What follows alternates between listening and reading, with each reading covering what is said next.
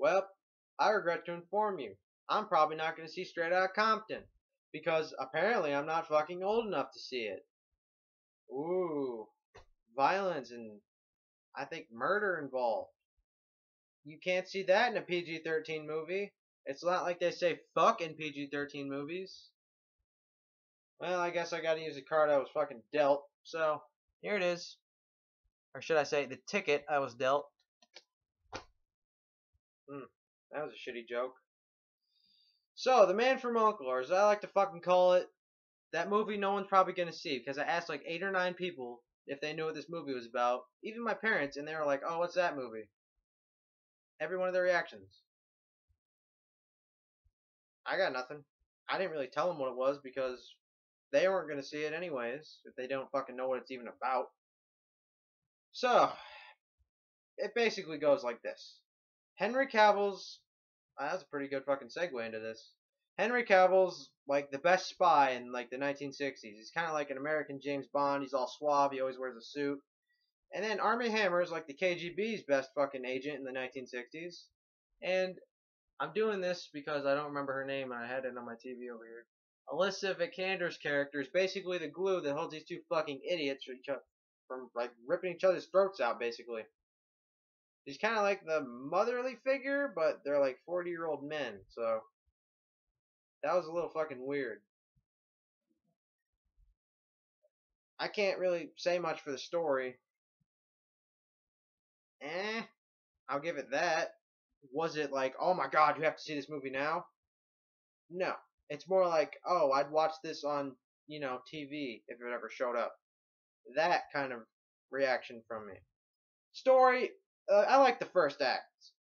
I like the character. I'm getting ahead of myself. This first act is pretty good when they were meeting up and when they were trying to both find and rescue Alyssa Vikander's character.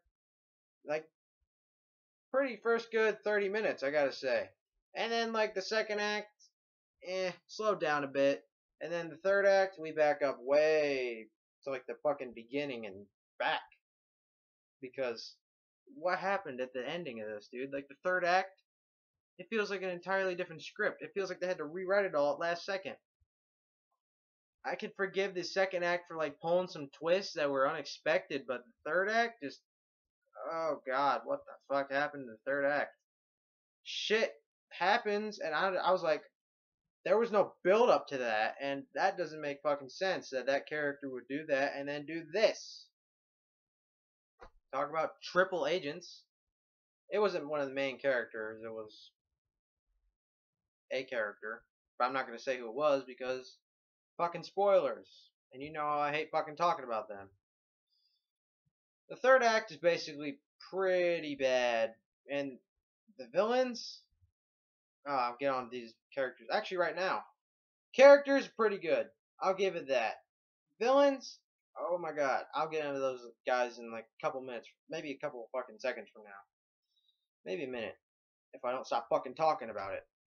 Henry Cavill, pretty standout performance. Armie Hammer, wow, that was a pretty great performance from Armie Hammer. I didn't think he would recover from, Lone Ranger. From what I've heard, that movie fucking sucks ass. And Alyssa Vikander's character, I thought she was pretty good as a damsel in distress kind of character. Pretty good characters overall, especially Armie Hammer. Fucking great.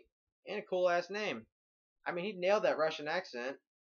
Can you just like use that accent from now on? Because I heard his actual voice and it doesn't work now. Now we get on to the unfortunate bad characters. The villains. Or should I say that? There were no villains. I did not know what the fuck was going on with these villains. I'll probably piss you off by comparing it to Fan 4 Stick right now, but at least Doctor Doom had intentions. I don't even know what the fucking intentions of this character were. Build an atomic bomb and do what with it? Sell it? You do realize you're in the Cold War, right? You can get a bomb like basically anywhere in the US if you know the right people. And considering the fact that she wears enough jewelry to make like Cleopatra blush, yeah, I'm pretty sure she can bribe a couple people. I just don't know what the fuck those villains were doing. The main villain basically dies by an explosion that comes out of nowhere. She was not intimidating. she fucked like Henry Cavill's character a couple times, and she teased him a bunch. She wore a big hat and she had a lot of jewelry on, and she was like, "Oh, I'm evil because I have an accent and I walk like this, like I have somewhere important to be." And she was married to some guy who looked like fucking Freddie Mercury. I don't know. I don't really remember the villains because they were pretty shit. I'm not gonna lie to you. Pretty shit villains. So overall, you got a pretty decent story with a bad ending, bad last act, I should say. Pretty good characters and some pretty bad characters. So overall, it had some good, and some bad. So I gotta give it like a fucking 5. Would I watch it again? Yeah, I'd watch it on TV. That's basically where I'd probably watch it. Would I fucking urge you to watch this movie? Fuck no. Wasn't even all that great in my opinion. Would I recommend you watch Straight Outta Compton? Well, I haven't seen it yet, but from what I've heard about the movie, yeah, I'd watch that instead of this one. I just watch it when it comes out. Okay, it's cheaper and probably better if they like added some extra scenes.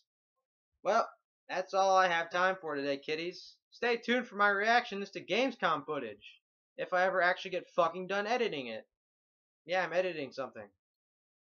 It's like it's a weird edit, but fuck it. I gotta end this now. End it now, dude!